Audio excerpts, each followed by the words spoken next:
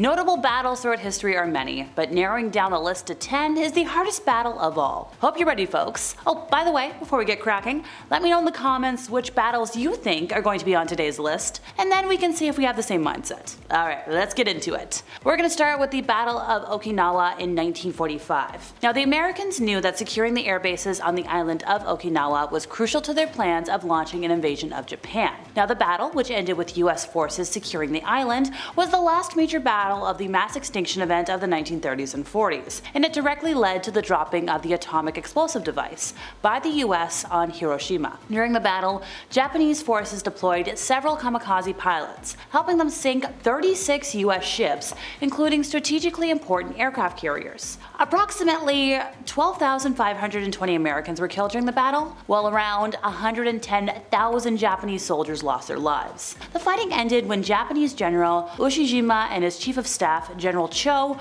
realized they could no longer win and took their lives on June 22nd. Now, after this battle, the US forces were depleted and tired from their campaigns. Knowing that 2 million Japanese troops awaited them on mainland Japan, President Truman decided to drop atomic explosives on Hiroshima and Nagasaki. Now, these are the only two uses of atomic devices in armed conflict to date. On August 14th of 1945, Japan surrendered, marking the end of the war. The French won the Siege of Orleans, France in May of 1429, largely because of Joan of Arc, a young peasant girl whose visions of God led her to fight in the 100 Years' War. The English seemed to be winning their nearly 6-month siege of the city, but when St. Joan appeared in the city, rallying the citizenry, suggesting tactical decisions and participating in battle, the French retook the banks of the Loire River and defeated the invaders. The win boosted the morale of the dispirited French, who had been badly beaten at Agincourt in France. Many say the battle saved France from centuries of English rule, which would have changed the entire trajectory of France. So you might not have studied the Battle of Gaixia in school, but the dramatic campaign paved the way for the culture that brought the world paper, established the Silk Road, and revolutionized the civil service. In 2006 BCE, the Qin dynasty fell and China was divided into 18 kingdoms, controlled by various factions that were pretty soon at war. Thousands of people died and large amounts of farmland were destroyed during the conflicts. And it all came to head in a battle that featured daring military tactics, adversarial singing, and some wife kidnapping. Sounds like fun. The Han and the Western Chu gained more and more power over the years of fighting, and in 2003 BCE, the two leaders agreed to divide China between their two kingdoms. But the leader of the Han quickly went back on that deal and hatched a plan to defeat the Chu. According to the most popular version of the story, the Han kidnapped the wife of the leader of the Chu and brought her deep within a canyon in preparation for their next move. Now, when Chu fighters entered the canyon, determined to rescue their leader's wife, the forces were surrounded and decimated them. Though the wife was eventually rescued, it was kind of a hollow victory. As night fell, the leader of the Han ordered his men and the captured soldiers to start singing traditional Chu songs.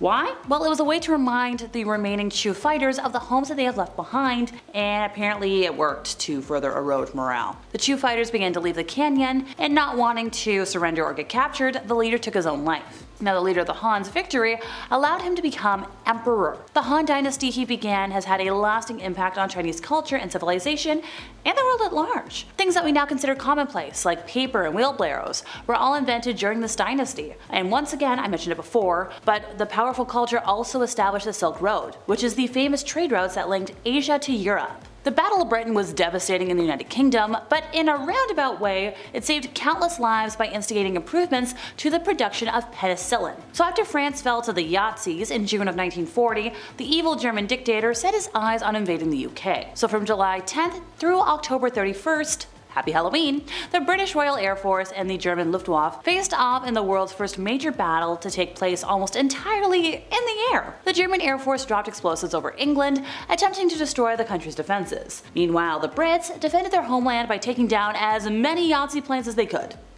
As you can imagine, thousands upon thousands of civilians sadly passed away. The Brits were ultimately able to hold off the Germans, helping to turn the tides of international sentiment regarding the war. But the Battle of Britain did more than sway political opinion and bolster the British war efforts. It was also a key turning point in the development of penicillin as an antibiotic. So Alexander Fleming had discovered the mold's ability to kill bacteria in 1928, but it wouldn't really become apparent how pivotal his discovery would be until the outbreak of the mass extinction event. So soldiers were dying from more than just a variety of explosives.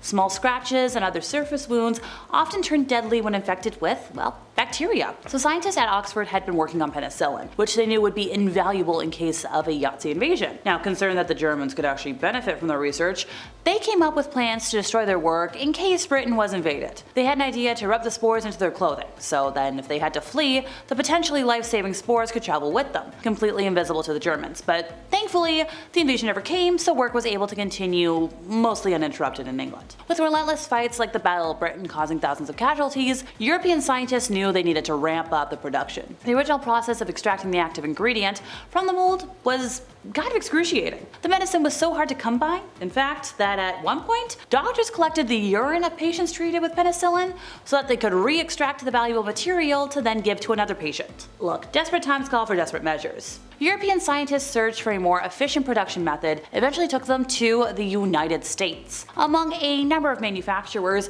they were helped by a chemist named Charles Pfizer, who helped vastly increase the speed at which penicillin could be produced. And thanks to the wartime effort, penicillin is no longer a rare miracle cure, but a common and crucial part of modern medicine, unless you're sadly allergic. Then disregard. The Battle of Gaugamela, also called the Battle of Arbela, took place in 331 BC between the forces of the army of Macedon under Alexander the Great and the Persian army under King Darius III. It was the second and final battle between the two kings, and is considered to be the final blow to the Achaemenid Empire, resulting in its complete conquest by Alexander. I hope I said that properly. The fighting took place in Gaugamela, a village on the banks of the river Bumblebee, north of Arbela, or modern-day Erbil.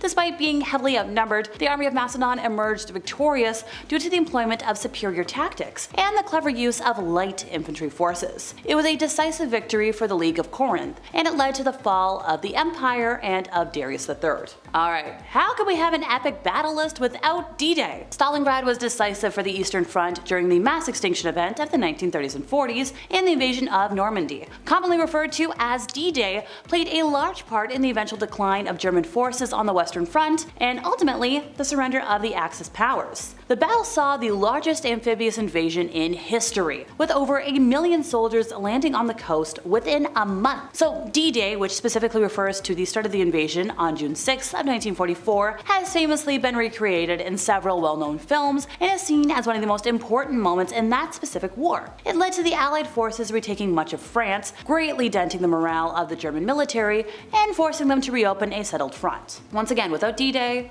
history could have been very different. Oh, I'm not done with this part of history just yet, folks. The Siege of Stalingrad lasted for almost 6 months, and was the largest confrontation to occur during the mass extinction event of the 1930s and 40s. In August of 1942, the evil German dictator bombarded the industrial city, which is now known as Volgograd, with air violence before sending infantry in to attack in an attempt to seize control from the Soviet Union. Fights raged on for months as the Russian winter came on in full force. Now, the Russian army was so desperate that they enlisted volunteer citizens, some of whom were not even assigned a weapon. By February of 1942, however, the resilience of the Soviet forces, as well as the brutal conditions and supply shortages, led the German forces to surrender. Almost 2 million people died during the siege, but the battle would be the last time the Germans would advance on the Eastern Front. The surrender of Yorktown played an integral role in the eventual formation of the United States. One of the most significant battles during the Revolutionary War, the Siege of Yorktown, led to the defeat of British forces, led by General Charles Cornwallis, by a combination of American and French troops. Now, the fight at Yorktown was the last major land battle of the Revolutionary War. Not long after the battle, victory was declared by George Washington's American Continental Army troops. Cornwallis was also eventually captured,